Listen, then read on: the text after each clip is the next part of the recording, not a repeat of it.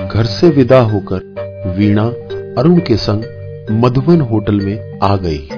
आगे का कार्यक्रम वहीं से तय होना था। मधुबन होटल में प्रेम ने पहले से ही 2 कमरे बुक करवा रखे थे। एक में वीणा व अरुण रुक गए और दूसरे में अरुण का मित्र सुनील व मां कलावती ठहर गए। यह सादगीपूर्ण परिणय बंधन वीणा के पिछले दिनों से बिल्कुल विपरीत था।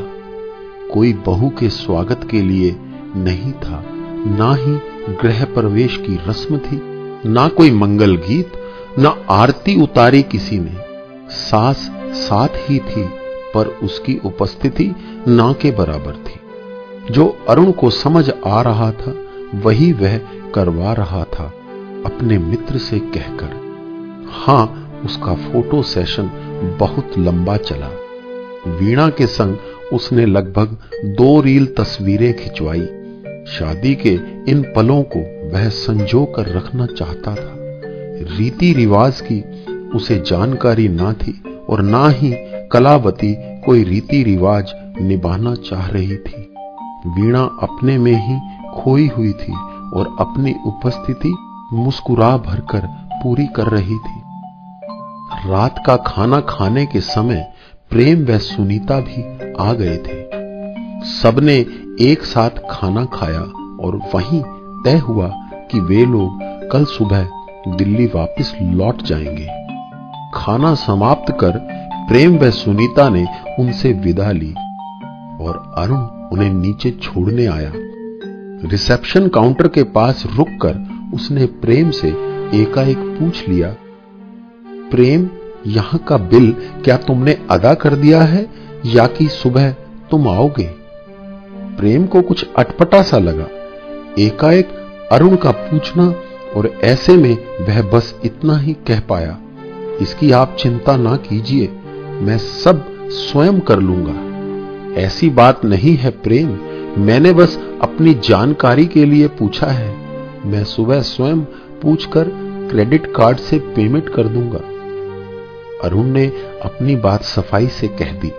पहले तो उसने पूछा, फिर स्वयं ही अपने प्रश्न का खुलासा किया, लेकिन प्रेम शिष्टाचार में फिर से बोला, यह सब आप मुझ पर छोड़िए, मैं सुबह 9 बजे आपको यहीं मिलूंगा।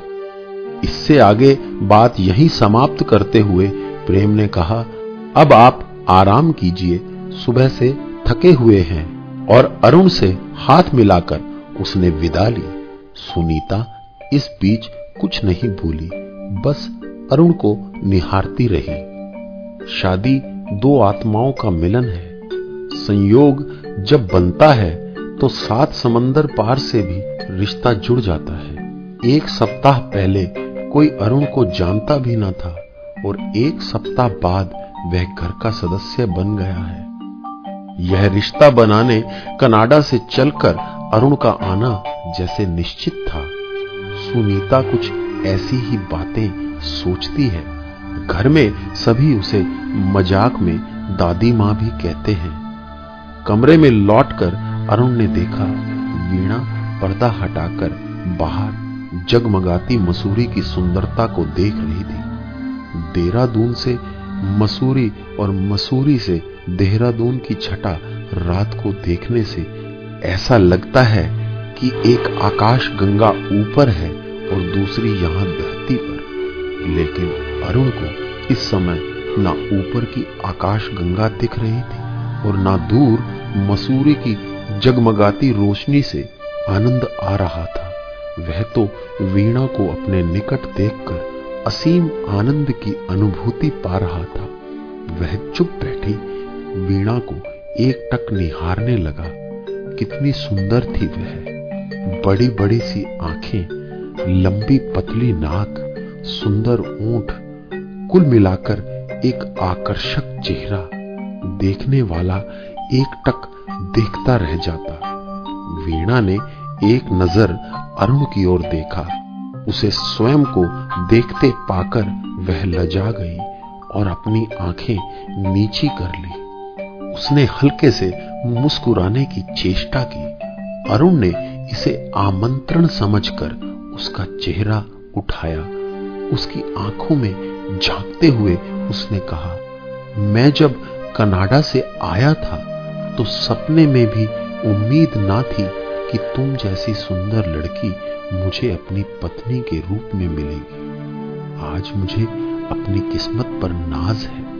तुम्हें अपने साथ पाकर भूल गया हूं कि मैं 15 वर्षों से बिल्कुल अकेला हूं। अरुण ने अपनी हथेलियों में ले लिया था वीणा के चेहरे को। वीणा भी एकटक देख रही थी अब उसको, लेकिन वह बोली कुछ भी नहीं। अरुण ने उसे देखते हुए फिर कहना शुरू कर दिया, तुम्हें मेरे साथ कुछ दिन अजीब सा लगेगा, लेकिन मेरी कोशिश रहेगी कि मैं तुम्हें खुश रख सकूं, और खुश रख सकूंगा तभी जब तुम अपने बीते दिनों को भूल जाओगी और मेरे साथ आने वाले हर पल का सुख भोग सकोगी। उसकी बात सुनकर वीणा की पलकें भीग आई थी। वह कुछ बोलने को हुई, लेकिन उसके होठ फड़फड़ा कर रह गए। अरुण को लगा कि उसे ऐसी बात नहीं करनी चाहिए थी। तब उसने कहा, oh, I am really very sorry. मुझे ऐसी बात नहीं करनी चाहिए थी, और वीणा विश्वास रखो, आगे से ऐसा कुछ ना कहूंगा।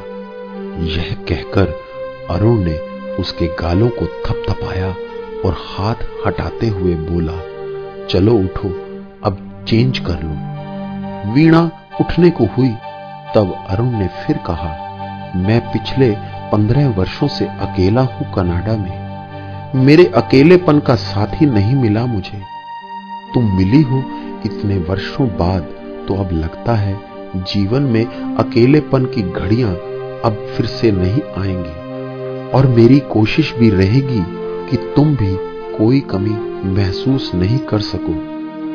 वीणा मुस्कुराकर बाथरूम में चली गई और अरुण बैठ गया उसी कुर्सी पर जहां वीणा बैठी बाहर देख रही थी। एकाएक जीवन बदला सा महसूस हुआ उसे। एकाकीपन में कभी सोचा भी न था उसने, बस दिन रात काम में डूबा रहता था। पैसा कमाने और पैसा जोड़ने की धुन में मस्त रहता था। घर बसाने की बात तभी उसके मन में उठती थी जब वह 2-4 महीने में एक बार मां से फोन पर बात करता था। वही कहती थी, उम्र बीतती जा रही है, अब घर बसाने की सोच लो, यहां आकर लड़की ढूंढ लो या फिर वहीं किसी गोरी मेम से शादी कर लो। अरुण हां सोचूंगा कहकर बात समाप्त कर देता था। बार बार सोचता था, भारत जाऊंगा, वहीं से अपनी दुल्हन लाऊंगा, यहां गोरी मेमों के चक्कर में नहीं पड़ूंगा। दोस्ती तक सब ठीक है, घर बसाने के लिए संस्कारों वाली लड़की चाहिए। संस्कार क्या, अपनी सोच जैसी लड़की चाहिए। मनुष्य की जैसी सोच होती है वैसे ही उसके संस्कार बन जाते हैं। कनाडा में रहते हुए भी उसके संस्कार पूर्णतः भारतीय ही थे। पूर्ण रूप से शाकाहारी, मदिरा से दूर रहने वाला। सभी उसे पंडित जी कहते थे। ऐसे में उसे वहां कनाडा में गोरी मेम से पटरी बैठती नहीं दिखती थी। भारतीय मूल के लोगों में भी उसे अपनी सोच के अनुरूप कोई जंचती नहीं थी। हां, एक तो पसंद आई उसे, लेकिन उन्हें वह पसंद नहीं आया।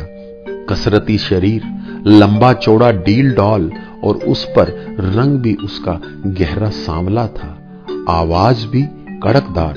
काम के लिए तो संबंध सभी रखते थे, मौज मस्ती के लिए सभी मिल जाते थे, लेकिन घर बसाने की बात पर कोई नहीं मिल पाया। संयोग से मिली थी वीणा, तभी इतने वर्ष प्रतीक्षा करनी पड़ी। एकाएक उसे लगा जैसे उसकी जन्मभूमि उसे बुला रही है। 15 साल का प्रवास जैसे पूरा हुआ उसका।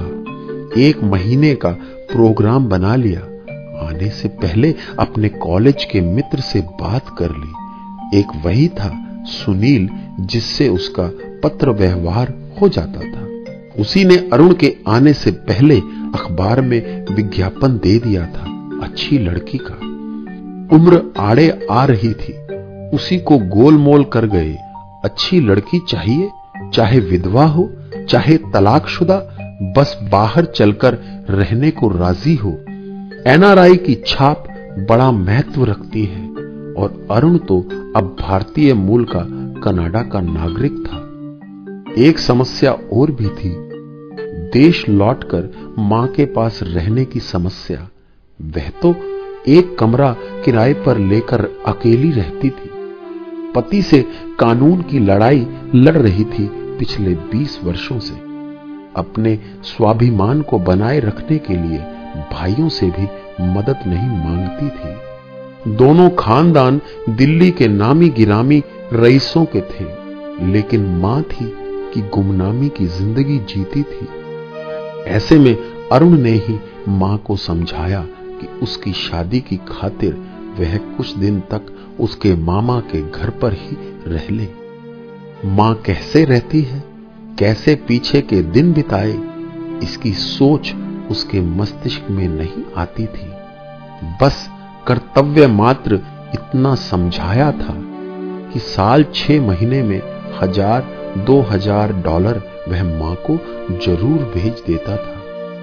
अब शादी करने की इच्छा बलवती हो रही थी तो यह सब बातें उसके लिए मायने रखती थी। मां को तो पिछले 15 सालों में शायद $15-20 हजार भेजे थे उसने, परंतु मामा मामी के लिए जरूर बेशकीमती उपहार लाना नहीं भूला। हमारी सबसे बड़ी कमजोरी है, कितने भी रईस क्यों ना हो हम, जब कोई बहुमूल्य उपहार लाता है तो मन बाग बाग हो उठता है। अरुण जब पहुंचा तो चिट्ठियों का ढेर लगा था। वीणा की चिट्ठी उसे जंची और उसने तुरंत उसका जवाब भेज दिया। मिलने की इच्छा जताई और ऐसे में चट मंगनी पट शादी हो गई। अरुण परिणय बंधन में बंध गया। वीणा की बीती जिंदगी की दास्तान सुनकर उसे लगा यही वह लड़की है जो उसकी सोच का संबल बन सकती है। यही वह लड़की है जो उसके देश में, उसके परिवेश में ढल जाएगी। परिणय सूत्र में बंधने का समय आ गया था उसकी जिंदगी में और ऐसे में चंद दिनों में उसकी जिंदगी के एक नए अध्याय की शुरुआत हो गई। मन बाग बाग हो उठा वीणा को अपने जीवन में पाकर। अरुण की तंद्रा भंग हुई। उसे देखकर अरुण कुर्सी से उठा और उसकी ओर बढ़ गया। वीणा को पाकर वह भाव विभोर हो उठा। जीवन में उसके नई बहारें आ गई, ऐसा एहसास उसे पहले कभी नहीं हुआ था। वीणा को अपनी बाहों में लेकर वह मस्त मदहोश हो गया। रात के 2 बज रहे थे जब वीणा की आंख खुली। उसके पहलू में अरुण सोया हुआ था। एक नजर अरुण पर डाली उसने, फिर खुद को देखने की चेष्टा की उसने। शर्मा गई अपने को देखकर। कमरे में हल्की सी रोशनी थी। अरुण की बाजू धीरे से हटाकर वह करवट बदलकर लेट गई। अब उसकी आंखों के सामने खिड़की थी और खिड़की के बाहर उसे तारों भरा आकाश दिख रहा था। वीणा की नजर और नहीं झटकी। उन्हीं तारों में से एक तारे पर ठिठक कर रह गई। बहुत चमक रहा था वह तारा। उसे वह तारा अपनी आंखों के निकट आता दिखाई दिया। बहुत दिनों बाद उसे लगा यह रात अच्छी है, यह तारे उसके साथी हैं। और सबसे अलग उसे यह सोचकर भी अच्छा लगा कि इन तारों को देखकर अब वह मुस्कुरा सकती है। वह मुस्कुराई भी और फिर से एक नजर अरुण पर डाली। वह एकटक उसे देखने लगी। अरुण सो रहा था। सांसों की आवाज आ रही थी। शरीर से भारी था अरुण, सांवला था, बिना चश्मे के। इस समय चेहरा वीणा को अनजान सा लगा, आकर्षणहीन। एकाएक न केवल वीणा की मुस्कुराहट लुप्त हो गई, बल्कि वह उदास हो गई। भूल गई कि अभी कुछ देर पहले इसी व्यक्ति ने उसे शारीरिक सुख दिया है। अरुण उसे अजनबी सा लगने लगा। वीणा ने अरुण से अपनी दृष्टि हटा ली, फिर बाहर की ओर देखने लगी और उसे वही तारा फिर दिख गया। वह उसे और अधिक टिमटिमाता लगा, जैसे उस तारे ने आकाश के 2-4 तारों का तेज चुराकर अपने आप को और अधिक आकर्षक बना लिया हो। वह तारा धीरे धीरे उसे आकार में बदलता दिखाई दिया। ओह, ये क्या? वीणा एकाएक उठकर बैठ गई, कुछ डरी भी, कुछ सहम सी गई। वह तो देव था। हां, देव सामने खिड़की में देख रहा था वीणा की ओर। वीणा, आवाज गूंजी देव की। वीणा कांपने लगी, उसकी आंखें स्वयं बहने लगी। तुमने शादी कर ली वीणा, मुबारक हो, बहुत बहुत मुबारक। देव मुस्कुरा रहा था उसके सामने। कितना सुंदर, कितना अलौकिक रूप लग रहा था उसका। इस समय उसने वही कपड़े पहन रखे थे, सबसे सुंदर लगते थे जो उसे। सफेद उज्जवल सफारी सूट, जिसे हर अच्छे अवसर पर पहनने की वीणा ही जिद करती थी। देव के मुंह से मुबारक सुनकर वीणा मुस्कुराई नहीं, और अधिक आंसू बहने लगे उसकी आंखों से। ओंठ बुदबुदाए भी देव का ही नाम। देव, देव, वही मन ही मन उसका नाम लेने लगे। मेरे नाम से जुदा कर लिया अपना नाम वीणा। अब कोई नहीं कहेगा देव की वीणा, अब कोई नहीं कहेगा वीणा का देव। ये तुमने क्या किया वीणा? मैं तुम्हें अपने से अलग कैसे कर पाऊंगा? भूल गई क्या? तुम तो स्वयं कहती थी हमारा जन्म जन्म का साथ है। पिछले जन्म में हम मिले थे, इस जन्म में मिले हैं, और थोड़े से इंतजार के बाद मैं तुमसे आकर मिल जाऊंगी, ताकि अगले जन्म में फिर से मिल सके। अब ऐसा कुछ नहीं होगा, अब ऐसा कुछ नहीं होगा। वीणा को लगा देव मायूस हो उठा है। नहीं नहीं देव, तुम मायूस ना हो, यह मायूसी तुम्हें अच्छी नहीं लगती। तुम मुस्कुराओ, मैं तुम्हें कहां भूली हूं, मैं तुम्हें नहीं भूल सकती। यह जग दिखावा है देव, यह दुनिया की रीति है। मैंने दुनिया से अपना पीछा छुड़वाया है, मैंने तुमसे अपना पिंड नहीं छुड़वाया। मैं तो तुम्हारी हूं, तुम्हें कैसे भूल पाऊंगी? मैं तुम्हें नहीं भूल सकूंगी कभी भी। और वीणा हल्के से सिसकने लगी, लेकिन अरुण ने उसकी सिसकियां नहीं सुनी। वह तो निद्रा में लीन था। उसकी वर्षों की प्यास मिटी थी और वह उसी से मदहोश हो गया था। वीणा कहां थी इस समय, इससे बेखबर। कुछ देर बाद वीणा ने फिर आंखें उठाकर देखा, देव वहीं खड़ा था, खिड़की के बाहर वीणा को ही देख रहा था। एकाएक वीणा उठी, खिड़की की तरफ गई, खिड़की के बाहर झांक कर देखा, वहां तो कुछ भी नहीं था।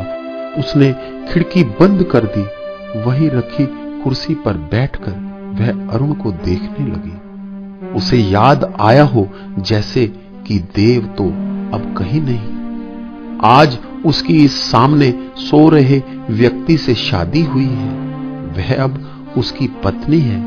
देव से अब उसका कोई नाता नहीं।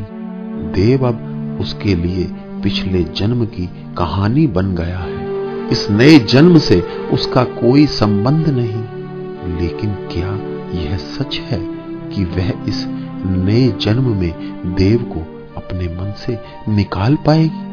उसे अपने से किए इस प्रश्न का कोई उत्तर सुनाई नहीं दिया। कितनी चुप्पी से, कितनी सादगी से आज उसकी शादी हो गई अरुण से। उसे जैसे विश्वास नहीं आया। शादी तो कितनी धूम से होती है, कितनी खुशियां मनाई जाती हैं, हर दिन मंगल गीत गाए जाते हैं, कितने सपने संजोती है लड़की। हां, सपने ही तो होते हैं वे सब। वीणा के लिए सभी कुछ स्वप्न रहा है। अभी तक उसने भी कभी कितनी खुशियां मनाई थी। उसके लिए भी मंगल गीत गाए गए थे। घर भर में हफ्ते भर तक ढोलक की थाप गूंजी थी। शादी के दिन से मेहमानों का आना जाना लगा हुआ था और वीणा वह स्वयं तो मदहोश थी। शादी के दिन ही नहीं, बल्कि उस दिन से जब पहली बार उसने देव को देखा था। हां, देव कितना सुंदर था।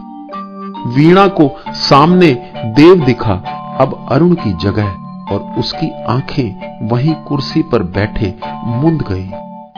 खो गई वह बीते दिनों में, देव के सहवास में, देव की यादों में, देव के साथ बीते पल पल में, जिसमें ढेर सी खुशियां भी थी, ढेर से गम भी थे, हंसी भी थी और आंसू भी थे।